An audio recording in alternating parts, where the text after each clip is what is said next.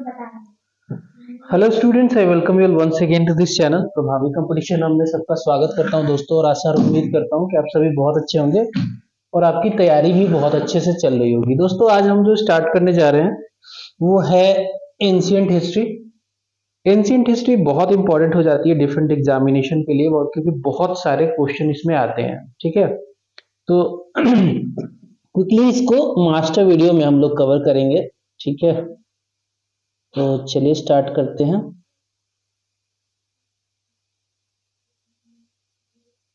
तो अगर हम हिस्ट्री की जब बात करते हैं तो हम स्टार्ट करते हैं एंशिएंट हिस्ट्री से। ठीक है, एंशिएंट हिस्ट्री में भी we start with prehistoric period. ठीक है, हम स्टार्ट करते हैं प्री हिस्टोरिक पीरियड। तो एक्चुअली हिस्ट्री को पीरियोडिक फॉर्म में बांटा गया है, जिसमें कि हम देखते हैं कि कैसे डिवीजन किया गया है, हिस्ट्री को कैसे डिवाइड किया गया है वो जानना जरूरी है।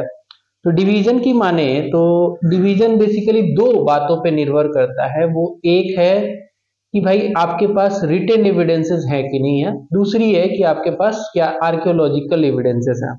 तो अगर हम हिस्ट्री को डिवाइड करें तो हम हिस्ट्री को प्री हिस्टोरिक पीरियड, उसके बाद आता है फिर proto historic period, proto historic period, और फिर आता है हिस्टोरिक पीरियड। ये तीन भागों में हम जरूर इसे बांट सकते हैं। अब आप समझेंगे कि कैसे इन तीन पीरियड में हम बांट सकते हैं इसको, pre historic period, proto historic period और हिस्टोरिक पीरियड कैसे बांटा जा सकता है। तो देखिए, अगर प्री हिस्टोरिक पीरियड की बात करें तो सबसे पहले इसमें रिटन एविडेंसेस जो हैं, रिटन एविडेंसेस ये नहीं है, ये नहीं है, मतलब लिखित साक्ष्य हमें इसका नहीं मिलता है। तो कह सकते हैं कि written evidences are not available, कह सकते हैं नॉट अवेलेबल। ठीक है, तो रिटन एविडेंसेस तो है ही नहीं प्री हिस्टोरिक पीरियड के। उस समय के लोग जो है वो कुछ लिखा पढ़ा नहीं करते थे और लिखते पढ़ते नहीं थे, इस वजह से उनका कोई रिटन एविडेंस नहीं था। ठीक है, फिर आता है कि भाई तो फिर कैसे हम जानते हैं प्री हिस्टोरिक पीरियड को, हम जानेंगे कैसे। तो वो हम ऐसे जानते हैं कि भाई प्री हिस्टोरिक पीरियड की बहुत सारी वस्तुएं मिली हैं, बहुत सारे एविडेंसेस मिले हैं, जिसे हम आर्कियोलॉजिकल एविडेंस कहते हैं, आर्कियोलॉजिकल एविडेंसेस कहते हैं। ठीक है, आर्कियोलॉजिकल एविडेंसेस कहते हैं। ठीक है, समझ में आ रहा होगा कि यहाँ पे हमें कुछ वस्तुएं मिली है, जैसे कि कोई बर्तन मिल गया, कोई सुराही मिल गई, कोई उस समय के लोग जैसे कुल्हाड़ी वगैरह यूज करते थे वो सब मिल गया। तो इस हिसाब से हम इस पीरियड को जिसमें रिटन एविडेंसेस नहीं है, we are solely dependent upon the archaeological evidences, is called prehistoric period.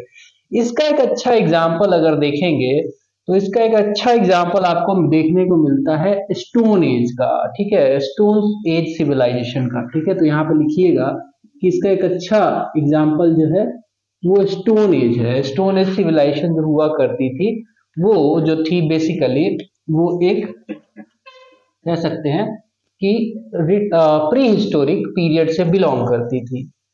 अगला जो आता है वो है हमारा प्रोटो हिस्टोरिक पीरियड। ठीक है, प्रोटो हिस्टोरिक पीरियड की खास बात क्या है कि यहाँ पे रिटन एविडेंसेस हैं, रिटन एविडेंसेस हैं। ठीक है, रिटन एविडेंसेस अवेलेबल है, रिटन एविडेंसेस अवेलेबल है, लेकिन इनको डिसाइफर नहीं किया गया। डिसाइफर जब मैं कहता हूं इसका मतलब ये है कि इसको अभी तक जो लोग हैं वो समझ नहीं पाए कि किस तरीके से लिखा गया है। इस समय के लोग जो है लिखते थे, लेकिन वो इस तरीके से लिखते थे, उनका स्क्रिप्ट पिक्टोरियल हुआ करता था, तो अभी तक हम लोग समझ नहीं पाए हैं। तो डिसाइफरमेंट का इशू है, डिसाइफर नहीं हुआ, डिसाइफर अनडिसाइफर कह सकते हैं, अनडिसाइफर्ड है। डिसाइफर हो जाता तो डेफिनेटली हमें समझ में आता कि भाई क्या क्या बातें इसमें हुआ करती थी।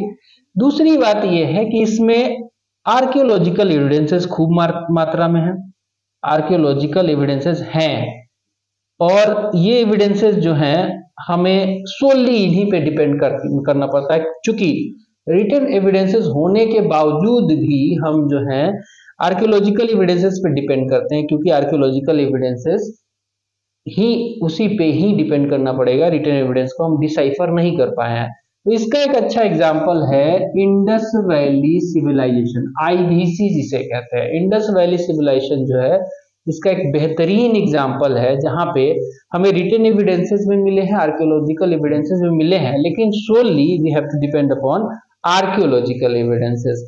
फिर आता है हिस्टोरिक पीरियड। हिस्टोरिक पीरियड की खास बात यह है कि यहाँ पे रिटन एविडेंसेस भी हैं, यहाँ पे रिटन एविडेंसेस तो हैं ही, रिटन एविडेंसेस तो हैं ही, काफी मात्रा में है, साथ में इसको हम डिसाइफर भी कर चुके हैं, तो समझ में भी कोई दिक्कत नहीं है। दूसरी बात यह है कि यहाँ पे हम जो है आर्कियोलॉजिकल एविडेंसेस भी पा लेते हैं, तो दोनों बातें हमें यहाँ पे मिल जाती हैं, दोनों साक्ष्य हमें मिल जाते हैं, जिससे हमें इस पीरियड की जो हिस्ट्री रही है उसको कंस्ट्रक्ट करने में काफी आसानी होती है। और इस पीरियड के जो हिस्टोरिक पीरियड माना जाता है वो 6th सेंचुरी BC से ऑनवर्ड माना जाता है, ऑनवर्ड माना जाता है। इस पार्टिकुलर पीरियड को हम जो है हिस्टोरिक पीरियड कहते हैं। तो ये आपको जनरल इंफॉर्मेशन समझ में आई होगी कि किस तरीके से हिस्ट्री को जो है डिफरेंट भागों में बांट के पढ़ा जाता है, जिसमें प्री हिस्टोरिक पीरियड है, प्रोटो हिस्टोरिक पीरियड है और हिस्टोरिक पीरियड है। ठीक है, चलिए आगे बढ़ेंगे, इसको मिटा देता हूं एंड अब आगे बढ़ते हैं और अब हम लोग प्री हिस्टोरिक पीरियड को पढ़ेंगे। ठीक है, प्री हिस्टोरिक पीरियड को हम लोग डिटेल में पढ़ेंगे। चलिए, आई होप यहां तक सब कुछ क्लियर है।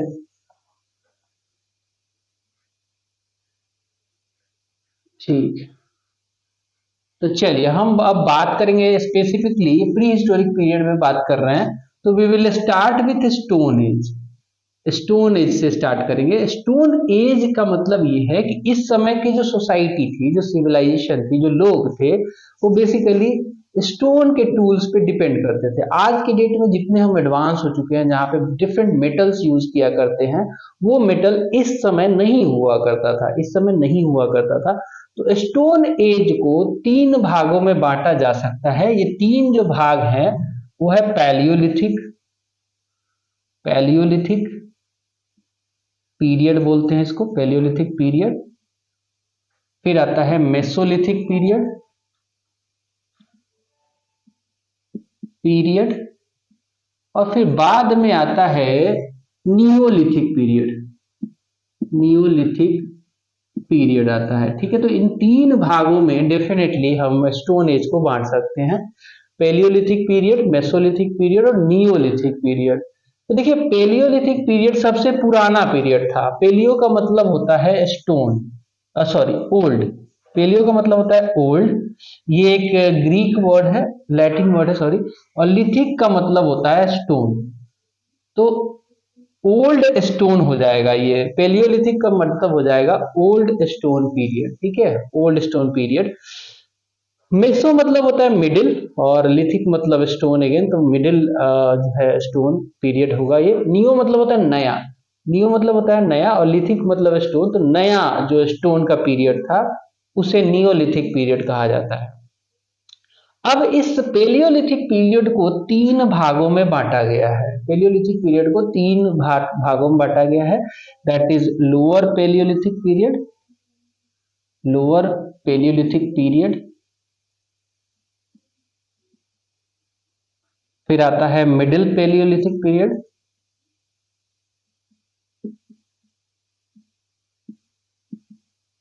और फिर आता है लास्ट में अपर पेलियोलिथिक पीरियड। अब देखिए, इस समय की खास बात यह था कि लोग काफी उस समय आदि मानव के हिसाब से रहते थे, काफी पुराने लोग हुआ करते थे। और इस समय जो हमारे पास सुख सुविधाएं हैं, जैसे कि हमारे पास बिस्तर है, घर है, AC है, कूलर है, बोर्ड है, कैमरा है, तमाम चीज, उनके पास ऐसा कुछ नहीं हुआ करता था। पेलियोलिथिक पीरियड के लोगों के पास कपड़े भी नहीं हुआ करते थे। लेकिन धीरे धीरे जैसे इवोल्यूशन हुआ है, जैसे सोसाइटी आगे ग्रो की है, वैसे वैसे डेवलपमेंट होता चला गया और लोगों के पास चीजें आनी शुरू हो गई। तो पेलियोलिथिक की बात करें तो पेलियोलिथिक पे अब स्पेसिफिक जाएंगे, लोअर पेलियोलिथिक, मिडिल पेलियोलिथिक और अपर पेलियोलिथिक। तो इसके कुछ खास बातें हैं, मैं मिटा के लिखूंगा। ठीक है,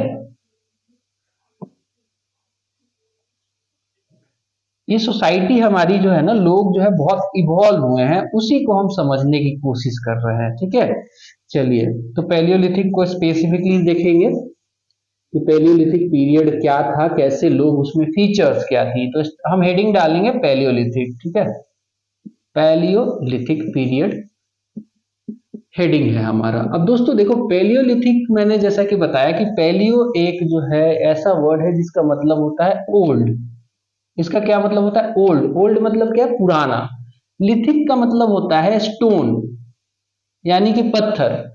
तो पहले के जो लोग थे, पैलियोलिथिक पीरियड के जो लोग थे, वो पत्थर के इक्विपमेंट यूज किया करते थे, खासकर कुल्हाड़ी बनाना पत्थर का। इवन वो पत्थरों से सुई तक बना लेते थे। मतलब धीरे धीरे जैसे सोसाइटी जो यूज होनी शुरू हुई थी, क्योंकि मेटल्स नहीं थे। पहला मेटल अगर इंसान ने कोई यूज किया है वो है कॉपर। तो देखिए, पैलियोलिथिक पीरियड है, इसकी खास बात क्या थी कि जो लोग थे खाने पीने के लिए वो लोग हंटिंग एंड गैदरिंग किया करते थे। हंटिंग का मतलब कि शिकार किया करते थे, पशुओं को मारते थे, उनको वो कच्चा ही खा जाते थे, इस तरीके से हंटिंग। और गैदरिंग का मतलब है कि वो वैसे फ्रूट्स और फूड्स गैदर किया करते थे जो कि खाया जा सके, जिसमें जहर ना हो। ठीक है, तो ये लोग हंटिंग एंड गैदरिंग किया करते थे। दूसरी बात, इसकी खास बात ये थी कि हंटिंग एंड गैदरिंग के अलावा ये एक्टिविटी और क्या किया करते थे। तो एक्टिविटी के तौर पे यहाँ पे जो एक्टिविटीज हुआ करती थी वो था कि भाई एनिमल हस्बेंड्री, और ये कह सकते हैं एग्रीकल्चर की इनको जानकारी नहीं थी। तो एक पॉइंट लिखेंगे कि they were not known about animal husbandry. जैसे कि आज के डेट में हम लोग पशुपालन करते हैं ना, ये लोग एनिमल हस्बेंड्री को नहीं जानते थे। एनिमल हस्बेंड्री नहीं जानते थे, साथ में ये लोग एग्रीकल्चर भी नहीं जानते थे, फायर तक नहीं जानते थे। ये लोग फायर भी नहीं जानते थे कि आग क्या चीज होती है, इनको आग का भी पता नहीं था। ठीक है, तो fire was also not known. यहाँ पे लिखेंगे कि फायर भी नहीं जानते थे। ठीक है, फायर भी नहीं जानते थे, लेकिन जानते क्या थे? जानते ये थे कि पशुओं को कैसे मारना है, उनको कैसे खाना है, क्या चीज खानी है, कौन से पेड़ से कौन सा फल तोड़ना है, ये इनको जरूर पता था इस समय के सर्वाइवल के लिए। तो इस बारे में हमें कैसे पता चला कि ये लोग कैसे रहते थे, क्या करते थे? पहला एविडेंस जो आया वो 1863 में आया। पहला एविडेंस जब खोज की एक बहुत बड़े आर्कियोलॉजिस्ट थे जिनका नाम था Robert Bruce foot. Robert Bruce foot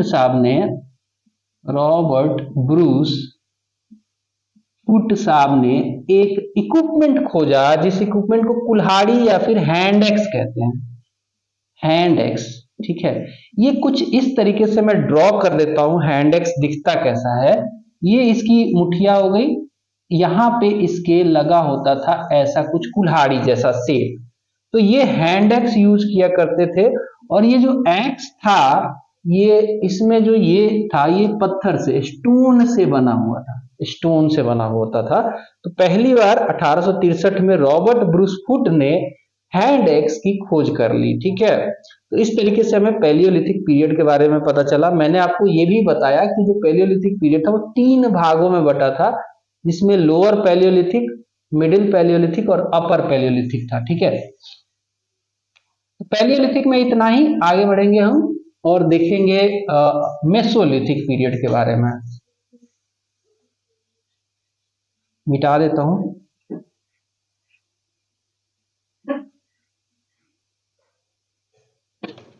sorry थोड़ा सेटअप हिल रहा है। परमानेंट सेटअप जब हो जाएगा दोस्तों तो आपको भी काफी मजा आएगा। चलिए स्टार्ट करेंगे, हम लोग मेसोलिथिक पीरियड को देखेंगे। मेसोलिथिक पीरियड को देखेंगे दोस्तों। मेसोलिथिक पीरियड का मतलब, जैसा कि मैंने बताया कि मेसो का मतलब होता है मिडिल, और लिथिक का मतलब अगेन स्टोन होता है। तो मिडिल स्टोन का ये पीरियड था, मतलब कि नियोलिथिक और पैलियोलिथिक के बीच के पीरियड को हम लोग मेसोलिथिक कहते हैं। ठीक है, मेसोलिथिक पीरियड की खास बात ये थी कि यहाँ पे हंटिंग एंड गैदरिंग तो कंटिन्यू रही ही रही। ठीक है, यहाँ पे जो है दोस्तों, again the society was Holi dependent upon the hunting and gathering, but they evolve and they get started animal husbandry. खासकर वैसे एनिमल्स को ये टेम करना शुरू कर दिए, लालच में लाना शुरू कर दिए, जैसे कि जिनके दांत छोटे छोटे थे। कुत्ता, कुत्ता dog was the first animal जिसे इंसानों ने टेम किया, जिसे इंसानों ने अपने पास बुलाया। फिर गोट, इस तरीके से घोड़े, और धीरे धीरे टेमिंग शुरू हो गई। जो वैसे जानवर जिनके दांत छोटे हुआ करते थे, जो कि मतलब इंसानों को नुकसान ज्यादा ना पहुंचा सके, वो शुरू हुई। तो mainly the society was again hunter and gatherer. Hunter and gatherer ही थे, गैदरिंग हंटिंग छोड़ा नहीं था इन्होंने। बट इनके समय जो है स्टार्ट क्या हो गया, एनिमल हस्बेंड्री स्टार्ट हो गया। इंपॉर्टेंट है, बार बार पूछा जाता है कि एनिमल हस्बेंड्री जो है किस पीरियड में स्टार्ट हुआ था, तो वो मेसोलिथिक पीरियड था। ठीक है, एनिमल हस्बेंड्री यहाँ पे स्टार्ट हो गया। ठीक है, स्टार्ट हुआ एनिमल हस्बेंड्री। साथ में यहाँ पे जो टूल्स जो थे वो थोड़े से शार्प पाए गए और बोन्स के भी बने पाए जाने लगे। पहले क्या था, टूल्स जो थे पत्थर के बने होते थे, कुल्हाड़ी वगैरह। अब जो है हड्डियों के टूल्स भी बनने शुरू हो गए। सो टूल्स वेयर कॉम्बिनेशंस ऑफ, कह सकते हैं कि ये स्टोन के भी टूल हुआ करते थे और साथ में हड्डियों के यानी कि बोन्स के भी टूल जो है मिलने लग गए। बोन्स के भी ये लोग टूल, बोन्स काफी खतरनाक होता है। अगर बोन को आप शार्प बना दो और उसको छुरा चाकू जो भी बना दो बन जाएगा। तो इसके भी टूल्स ये बनाना शुरू कर दे। और इसका एग्जाम्पल जो हमें मिलता है वो दो जगह से मिलता है और दोनों साइट यूपी में है। ये दो जो साइट है वो लिख लो। नंबर 1 साइट है सराय नहर राय साइट, सराय नहर राय। ये जो साइट है दोस्तों, ये यूपी की एक साइट है और यूपी में ये साइट काफी फेमस है। किस चीज के लिए, बोन्स के टूल पाए जाने के लिए। साथ में दूसरी जो साइट है वो है महादहा साइट, महादहा साइट। महादहा साइट भी अगेन यूपी में है और यहाँ पे भी हमें जो है बोन्स के टूल्स देखने को मिलते हैं। तो इस तरीके से मेसोलिथिक पीरियड जो है इवॉल्व होता है और इसमें यही सारी बातें होती हैं कि भाई तमाम चीजें इसमें होती है। ठीक है, अब आता है नियोलिथिक पीरियड। नियोलिथिक पीरियड की बात करेंगे, मिटा देता हूं उसको।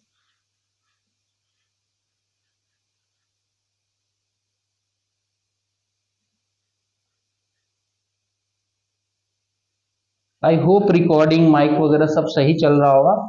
चलिए नियोलिथिक पीरियड की बात करते हैं। तो देखिए दोस्तों, नियोलिथिक पीरियड का मतलब क्या होता है, नियोलिथिक। ठीक है, नियोलिथिक पीरियड, नियो का मतलब होता है नया, न्यू जिसे कहते हैं, और लिथिक का अगेन स्टोन होता है। तो न्यू स्टोन जो पीरियड है वो नियोलिथिक पीरियड कहा जाएगा।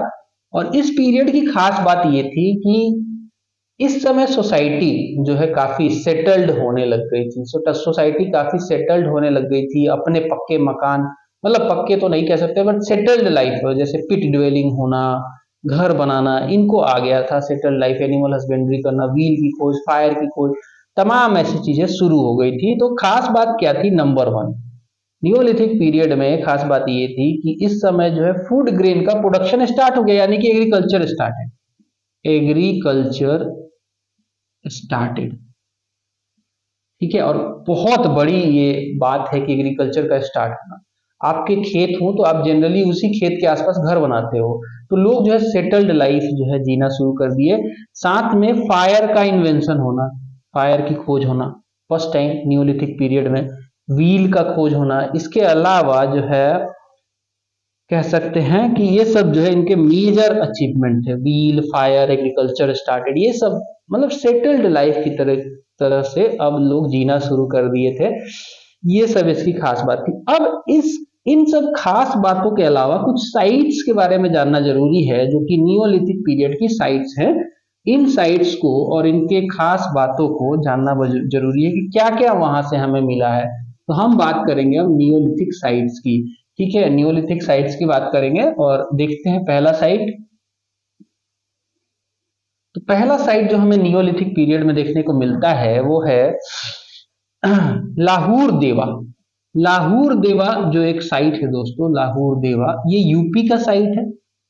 ये एक यूपी का साइट है लाहौर देवा। और यहाँ पे जो हमें एविडेंस मिलता है वो मिलता है फर्स्ट टाइम जो है राइस का एविडेंस। फर्स्ट टाइम जो है ओल्डेस्ट कह सकते हैं, oldest evidence of rice. Rice का जो है ओल्डेस्ट एविडेंस हमें लाहौर देवा से मिलता है, लाहौर देवा यूपी में एक जगह है। और जो सेकेंड ओल्डेस्ट जो हमें राइस का ही जो एग्जाम्पल मिलता है वो मिलता है कोलडिहवा से, कोलडिहवा ये भी यूपी का साइट है कोलडिहवा। यहाँ पे सेकेंड ओल्डेस्ट राइस का हमें जो है एग्जाम्पल देखने को मिलता है, ठीक है। फिर आता है मेहरगढ़, मेहरगढ़ ठीक है, नंबर 2 पे आता है मेहरगढ़। ये भी एक साइट है जो कि नियोलिथिक पीरियड से चला आ रहा था, इंडस वैली सिविलाइजेशन तक चला ये साइट। तो ये आपको प्रेजेंट डे पाकिस्तान में देखने को मिलेगा।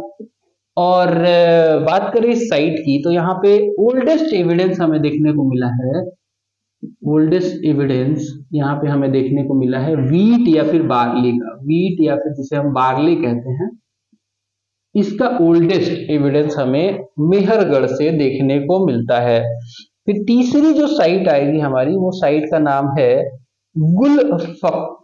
गुफकराल। गुफकराल जो है इसको पॉटर्स केव भी कहते हैं, इसका दूसरा नाम पॉटर्स केव होता है। गुफ मतलब गुफा, कराल मतलब आप समझ लो। गुफकराल जो साइट है दोस्तों, अब ये साइट जो है फेमस इसलिए हुआ क्योंकि यहाँ पे एग्रीकल्चर और एनिमल हस्बेंड्री के साक्ष्य हमें मिलते हैं। एग्रीकल्चर और एनिमल हस्बेंड्री के हमें यहाँ पे साक्ष्य मिलते हैं, एनिमल हस्बेंड्री, ठीक है। तो इस तरीके से दोस्तों आप देखोगे कि काफी सारे साइट्स हैं जो कि नियोलिथिक पीरियड के थे। लाहौर देवा उसमें से ऐसा साइट है जिसमें पहली बार राइस का एविडेंस मिलता है। सेकेंड ओल्डेस्ट जो राइस का एविडेंस मिलता है वो कोलडिहुआ है, यूपी में ही पड़ता है। मेहरगढ़ जो कि प्रेजेंट डे पाकिस्तान में पड़ता है, इसमें हमें ओल्डेस्ट एविडेंस वीट जिसे हम बार्ली भी कहते हैं उसका एग्जाम्पल मिलता है। गुफकराल जिसे हम पॉटर्स केव या फिर जो कहते हैं ना बर्तन बनाने वाले लोगों का गुफा भी कहते हैं, एग्रीकल्चर एंड एनिमल हस्बेंड्री के साक्ष्य मिलते हैं। इसके अलावा बुर्जा होम, बुर्जा होम जो साइट है, बुर्ज होम कहते हैं या फिर बुर्जा होम भी कहते हैं। तो बुर्ज होम जो साइट है ये प्रेजेंट डे कश्मीर में पड़ता है, भारत में। और यहाँ पे बहुत इंपॉर्टेंट इससे सवाल बनता है कि पहली बार जो है इंसान के कंकाल के साथ यहाँ पे कुत्ते का कंकाल भी मिला था। तो ऐसी मान्यता शायद निकाली गई थी कि हो सकता है कि इंसान ऐसा सोचता है कि मैं मर जाऊंगा, अगले जन्म में जिस जन्म में भी जाऊंगा तो मेरे साथ वो कुत्ता साथ में जाएगा, तो इसलिए शायद उस कुत्ते को भी दफनाया होगा। तो कहते हैं कि bones of human with dog bone हमें कहां से मिलता है, ये हमें मिलता है बुर्जा होम कश्मीर से। और एक और खास बात यहां से हमें देखने को मिलती है वो है पिट ड्वेलिंग। लोग गड्ढा खोद के यहाँ पे सीढ़ी बना के रहना शुरू कर दिए थे। मतलब जैसे धरती है उसमें गड्ढा खोदा, उसमें स्टेप्स बनाए और ऊपर से उसको छा दिया, ढक दिया और पिट ड्वेलिंग स्टार्ट हो गई। तो इस तरीके से नियोलिथिक साइट्स की हमने चर्चा करी। इसमें एक और साइट है जिसका नाम है संगमा कल्लू, ठीक है, इसको मिटा के लिखता हूं।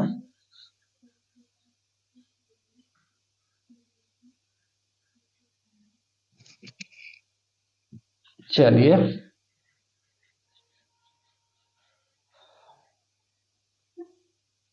इस साइट की बात करेंगे।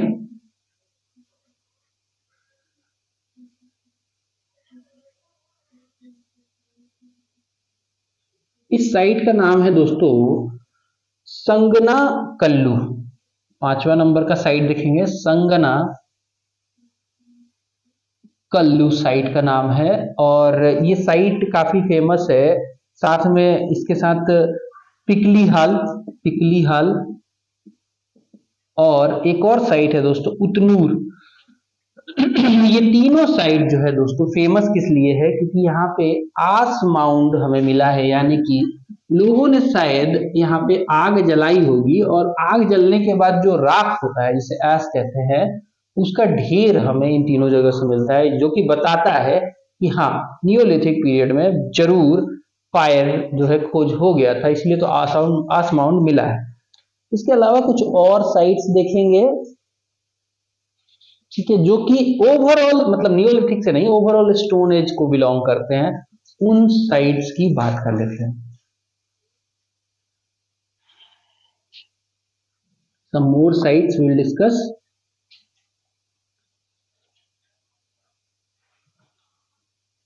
Some more sites. तो इसमें एक साइट आता है जिसका नाम है दमदमा। दमदमा, दमदमा, दमदमा।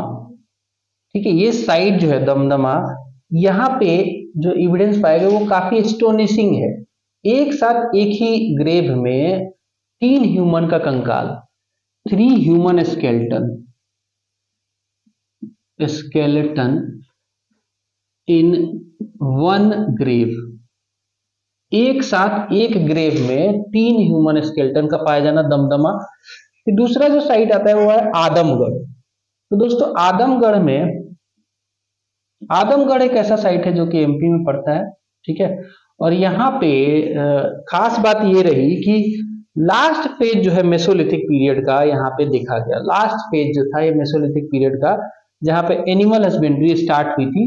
तो हमें यहाँ पे पहला जो एविडेंस जो है कह सकते हैं कि एनिमल हस्बेंड्री का देखने को मिला, क्योंकि हम जानते हैं कि एनिमल हस्बेंड्री एक ऐसी चीज थी जो कि मेसोलिथिक पीरियड में ही स्टार्ट हो गई थी। तो मेसोलिथिक पीरियड का आखिरी जो है पीरियड का जो एक्टिविटी है एनिमल हस्बेंड्री, हमें यहाँ पे देखने को मिलता है।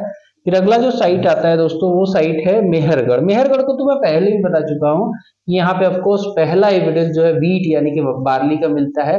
और एक ऐसा साइट है जहाँ पे आप नियोलिथिक पीरियड से लेकर आप इसको देख सकते हो कि इंडस वैली सिविलाइजेशन तक के लोग यहाँ पे इनकी साक्ष मानी जाती है। ओल्डेस्ट सेटल्ड लाइफ यहाँ पे जिया जाता था। लिख देता हूं, मेहरगढ़ ओल्डेस्ट जो है सेटल्ड लाइफ यहाँ पे हुआ करती थी। और यहाँ पे जो है और चीज क्या मिली कि भाई ये जो पीरियड था नियोलिथिक से लेकर इंडस वैली सिविलाइजेशन तक के लोग इसमें रहा करते थे। ठीक है, मेहरगढ़ में। फिर आता है हथनौरा। हथनौरा जो साइट है दोस्तों, हथनौरा साइट जो है, ये साइट काफी फेमस है क्योंकि यहाँ पे ये जो है ह्यूमंस का पहला सेटलमेंट यहाँ पे देखने को मिलता है। इंसानों का पहला सेटलमेंट, ह्यूमन का फर्स्ट सेटलमेंट यहाँ पे देखने को मिलता है हथनौरा में, इसलिए फेमस है। इसके बाद आता है भीमबेटका। भीमबेटका जो कि आज भी टूरिस्ट के लिए अट्रैक्टिव प्लेस है, लोग जाते हैं। एमपी में ये साइट है। और यहाँ पे खास बात ये है कि भीमबेटका में जो है उस समय के लोगों की पेंटिंग, प्री हिस्टोरिक पेंटिंग्स जो है, केव पेंटिंग जिसे कहते हैं या फिर जिसे प्री हिस्टोरिक पेंटिंग के साक्ष्य हमें यहाँ से मिलते हैं। यानी कि उस समय भी लोग पेंटिंग किया करते थे, लेकिन पेंटिंग का तरीका अलग था। आज के डेट में जितनी एलेबोरेटिव पेंटिंग होती है वो उस समय नहीं हुआ करती थी। उस समय के लोग जो है लीनियर पेंटिंग किया करते थे, लाइन खींच के कुछ स्ट्रक्चर बना दिया। खासकर लाइफ के एविडेंसेस को दिखाते थे, जैसे कि हंटिंग। उसमें मैंने एक पिक्चर देखी थी, आप गूगल करना, आपको भी देखने को मिलेगा, जहां पे एक हिरन के पीछे 3-4 लोग दौड़ रहे हैं, वो पेंटिंग में दिखाया गया है। तो इस तरीके की पेंटिंग जिसे केव पेंटिंग कहते हैं, भीमबेटका एमपी से, ये साइट एमपी में है और विजिट करने वाली साइट है। लोग जाते हैं इसको देखने के लिए, and this is also one of in my list. तो चलिए आगे बढ़ेंगे। फिर अगला है कि जो बुर्जा होम जब मैंने बताया उसकी डिस्कवरी किसने की। बुर्जा होम का सवाल पूछ लेता है कि बुर्ज होम जो है, या फिर बुर्जा होम जिसे कहते हैं, जो कि कश्मीर में पड़ता है। ठीक है, इस साइट की डिस्कवरी पूछ लेता है कई बार। तो डी टेरा इनका नाम है, इनका डी टेरा नाम है। और इनके साथ में पीटरसन करके एक व्यक्ति थे जिन्होंने इसको खोजा था। पीटरसन करके एक व्यक्ति हैं जिन्होंने इसको खोजा था। ठीक है, जस्ट वेट, शायद कुछ गड़बड़ है।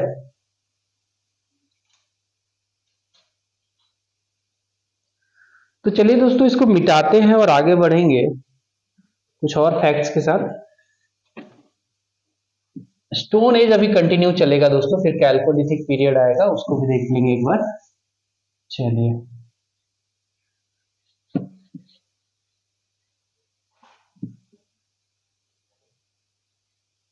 सम मोर फैक्ट्स क्विकली देखेंगे।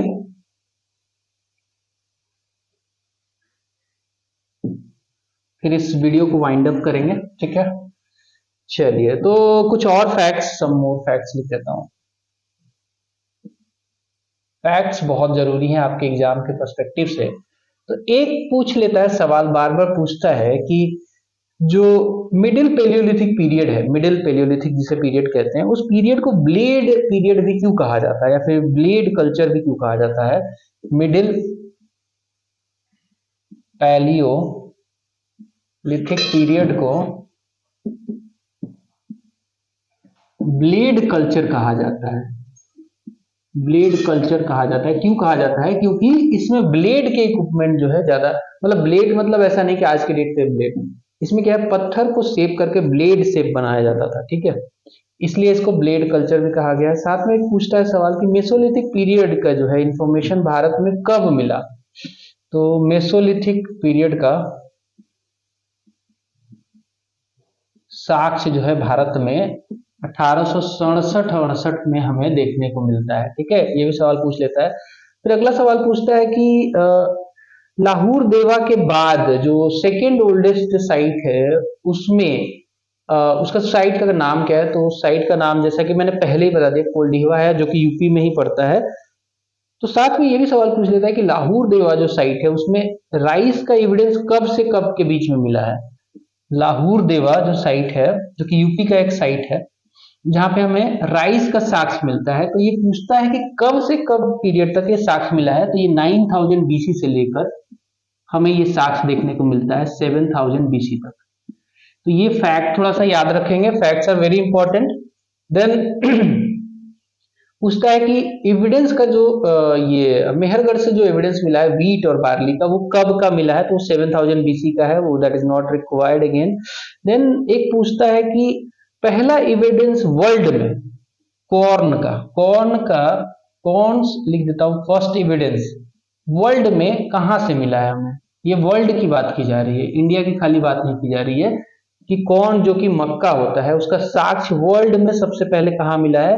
तो वो है मेक्सिको में देखने को हमें मिलता है, वर्ल्ड में मेक्सिको में कॉर्न का पहला एविडेंस, ठीक है। तो ये कुछ फैक्ट्स थे, इसके अलावा कुछ और फैक्ट्स है वो भी देख लेते हैं। इन फैक्ट्स में कुछ ईयर वाइज जो भारत से रिलेटेड आर्कियोलॉजिकल एविडेंसेस है उसको देख लेते हैं, ठीक है। तो भारत से रिलेटेड जो है उसमें 1861 जो आता है, 1861, ठीक है। इसमें ये कहा जाता है कि जो पहली बार भारत में जो है पहली बार सर्वेयर जनरल का जो पोस्ट था, आर्कियोलॉजिकल सर्वेयर, किसको बनाया गया था। तो एलेक्जेंडर कनिंघम को बनाया गया था, कनिंघम को बनाया गया था। और इन्हीं को जो है आर्कियोलॉजिकल सर्वे का टास्क दिया गया था, और इन्हें कहा जाता है father of Indian archaeology, father of Indian archaeology इनको कहा जाता है, आर्कियोलॉजी इनको कहा जाता है, फादर ऑफ इंडियन आर्कियोलॉजी इनको कहा जाता है, बहुत इंपॉर्टेंट है। नेक्स्ट जो आता है डेट और ईयर वाइज देखें तो 1863 में क्या हुआ था। 1863 में पहली बार जो है रिसर्च स्टार्ट हुआ था भारत में, किस चीज के लिए। तो स्टोन एज सिविलाइजेशन को खोजने के लिए, सिविलाइजेशन को खोजने के लिए भारत में जो है रिसर्च स्टार्ट हो गया था, भारत में जो है रिसर्च स्टार्ट हो गया था। इसके अलावा पूछता है 1871 में क्या हुआ था। तो 1871 में एक बड़ी चीज हुई थी, जब आर्कियोलॉजिकल सर्वे को डिपार्टमेंट ऑफ गवर्नमेंट में लाया गया था। आर्कियोलॉजिकल सर्वे को मैं लिख देता हूं, आर्कियोलॉजिकल सर्वे को डिपार्टमेंट ऑफ गवर्नमेंट बना दिया गया था, मतलब कि इसका कहीं ना कहीं जो है इसको सरकार में शामिल करने का काम स्टार्ट हो गया था। एक और साल यहीं पे लिख देता हूं, आई होप आपको दिख रहा होगा, ये 1901 है, जब लॉर्ड कर्जन हुआ करते थे उस समय के वायसराय। और ये लॉर्ड कर्जन साहब ने क्या किया कि आर्कियोलॉजिकल सर्वे जो था डिपार्टमेंट ऑफ गवर्नमेंट का, इसको फर्दर सेंट्रलाइज करके इसका नाम रख दिया archaeological survey of India, ASI इसका नाम पड़ गया। और इसी के साथ जो है इसके डीजी बना दिए गए, डायरेक्टर जनरल बना दिए गए, कौन। तो ये बनाए गए थे बहुत बड़े जो है व्यक्ति जिनका नाम है sir John Marshall, John Marshall को जॉन मार्शल को यहाँ पे डीजी बना दिया गया था, director general of archaeological survey of India, इनको बना दिया गया था। तो ये फैक्ट्स भी इंपॉर्टेंट थे, बताने जरूरी थे। आगे बढ़ते हैं।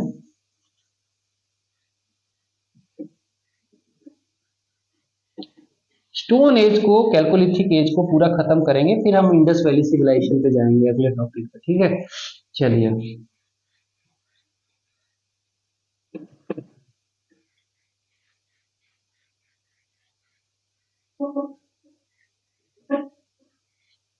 ओके, सो फिर आता है अब हमारा, देखिए अब स्टोन एज खत्म हो चुका है दोस्तों, कैल्कोलिथिक कल्चर आ जाता है। कैल्कोलिथिक कल्चर आता है, जिसे हम खत्म करके फाइनली अपने वीडियो को वाइंड अप करेंगे। तो लिखेंगे कैल्कोलिथिक कल्चर, या फिर पीरियड भी बोलते हैं। तो यहाँ पे दोस्तों जो कैल्को का मतलब होता है वो होता है कॉपर। कैल्को का मतलब होता है कॉपर और लिथिक का मतलब होता है स्टोन। कैल्को का मतलब होता है कॉपर और लिथिक का मतलब होता है स्टोन। और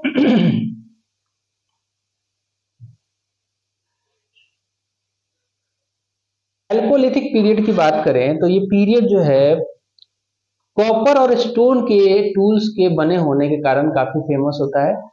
और इस समय जो है भारत में भी इसके बहुत साइट डेवलप हो जाते हैं, खासकर जैसे कि एरिया वाइज डिवाइड करें तो साउथ ईस्ट राजस्थान में, वेस्टर्न मध्य प्रदेश में इस तरीके से फैला हुआ था।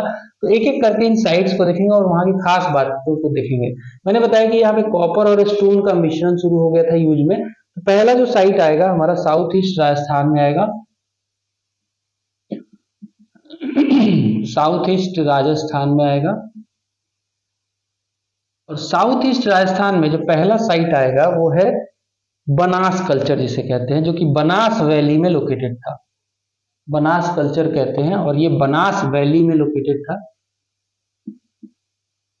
बनास वैली में जो कि पड़ता है राजस्थान में, तो इसलिए इसका बनास कल्चर ही नाम रख दिया गया। फेमस इसलिए ये हुआ क्योंकि ये पूरा जो है कॉपर और स्टोन का यूज होता था इस कल्चर में, बनास कल्चर में। फिर कुछ और साइट की बात करें तो एक साइट है अहर। अहर का पुराना नाम कई बार पूछ लेता है कि अहर जो है उसका पुराना नाम क्या था। तो इसका नाम था तंबावती। अहर का पुराना नाम क्या था? तंबावती। तंबावती इसका पुराना नाम था। और ये साइट फेमस इसलिए हुआ क्योंकि ये भी अगेन कैल्कोलिथिक पीरियड का साइट था। यह आता है बागौर। बागौर साइट भी साउथ ईस्ट राजस्थान में पड़ता है। Bagor site south east Rajasthan में पड़ता है। इसके अलावा जो है चौथे नंबर पे ये आता है बालाथल। बालाथल एक साइट है। बालाथल एक साइट है। इसके साथ एक और साइट है जिसका नाम है ओजियाना साइट। ओजियाना साइट दोस्तों। और ये दोनों साइट इसलिए फेमस हुए क्योंकि ये दोनों साइट में evidences of fortified settlement, fortified settlement देखने को मिलता है। मतलब कि अब जो है लोग सेटल लाइफ तो जीते ही थे। सेटल लाइफ जीने के अलावा ये अपने आसपास के एरिया को फोर्टिफाई कर लेते थे, मतलब घेराबंदी करके जीते थे। यहाँ पे एक घर है, फिर घर है, पूरा चारों तरफ से बाउंड्री सब घरों के ऊपर है, ठीक है, ऐसे बाउंड्री के अंदर घर है। तो इस तरीके से फोर्टिफाइड सेटलमेंट अब यहाँ पे शुरू हो गए थे। एक और साइट है छठे नंबर पे लिखेंगे जिसका नाम है गिलुंद। गिलुंद साइट भी साउथ ईस्ट राजस्थान में ही पड़ता है। आपको सवाल ये भी आ सकता है कि इनमें से कौन सा साइट साउथ ईस्ट राजस्थान में पड़ता था या राजस्थान में पड़ता था, जो कि एक कैल्कोलिथिक साइट है। तो गिलुंद में काफी फेमस था ये अपने फोर्टिफाइड स्ट्रक्चर के लिए। फोर्टिफिकेशन था यहाँ पे, फोर्टिफाइड था ये भी सेटलमेंट। दूसरी बात इंपॉर्टेंट ये थी कि यहाँ पे मड हाउसेस थे, मिट्टी के हाउसेस बना करते थे, मड हाउसेस जिसे कहते हैं। तीसरी बात इंपॉर्टेंट ये थी कि यहाँ पे बेक्ड ब्रिक्स, मतलब पके हुए जो ईंटें हैं, बेक्ड ब्रिक्स जिसे कहते हैं, वो भी देखने को मिल जाते हैं। चौथा यहाँ पे खूब सारा जो है कॉपर का पीस मिलता है, कॉपर का पीस मिलता है बहुत सारा। तो कॉपर का तो ये पीरियड ही था, तो कॉपर का पीस तो मिलेगा ही। ये सारे साइट दोस्तों साउथ ईस्ट राजस्थान में पड़ते हैं। फिर हम देखेंगे एमपी के साइट्स, वेस्टर्न एमपी में कुछ साइट्स हैं, उनको भी देख लेंगे।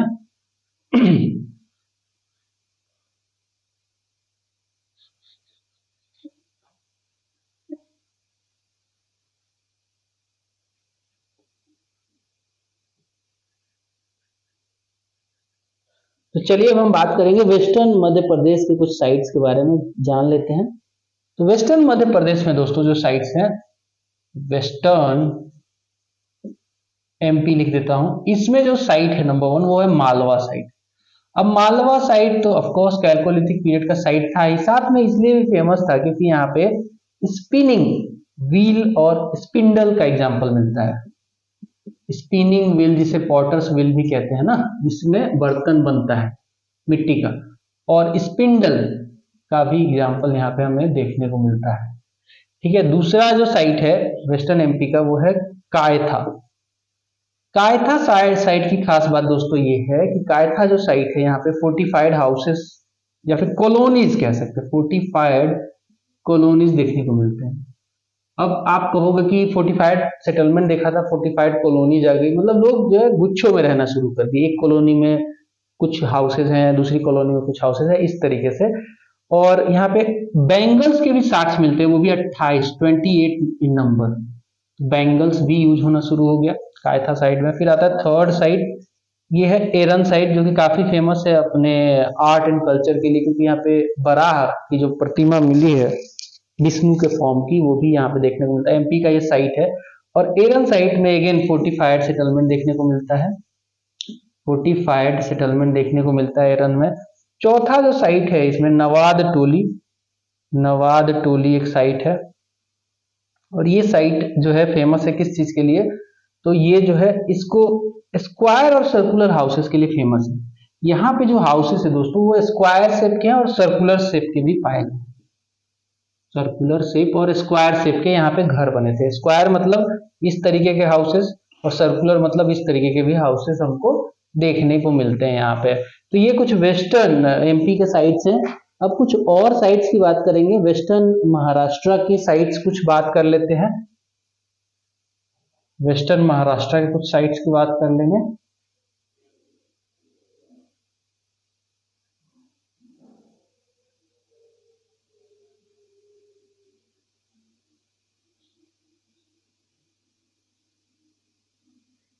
चलिए बात करते हैं वेस्टर्न महाराष्ट्र के कुछ साइट्स की।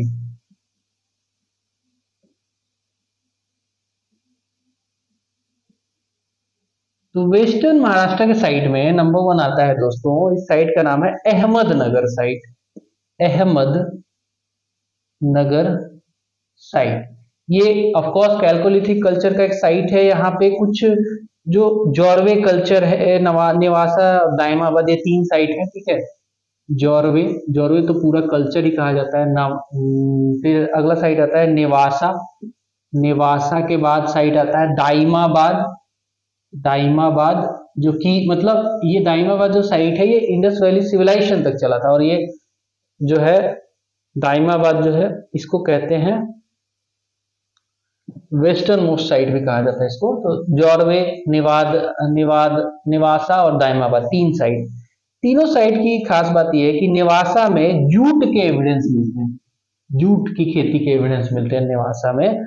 और दाइमाबाद जो है इसको बिगेस्ट साइट माना जाता है, जॉर्वे कल्चर का बिगेस्ट साइट माना जाता है इस रीजन में। मतलब जॉर्वे जो कल्चर है इस रीजन में दाइमाबाद बिगेस्ट साइट है उस एरिया का। ठीक है, इन सभी साइट्स को, ये सभी साइट्स को ओवरऑल जॉर्वे कल्चर में रखा गया है। दूसरा जो आता है वो पुणे डिस्ट्रिक्ट में आता है, पुणे डिस्ट्रिक्ट में ये भी जॉर्वे कल्चर में भी आता है। दोनों अहमदनगर की साइट और ये पुणे की साइट्स, ये सब साइट्स जो है आपको जॉर्वे कल्चर कहा जाता है, together, all together Jorwe culture कहा जाता है। तो पुणे में जो साइट्स हैं उसमें आता है प्राकसा, प्राकसा एक साइट है, नाम याद रखेंगे प्राकसा। फिर आता है नासिक में साइट है, पुणे साइट्स के आसपास मतलब नासिक में है।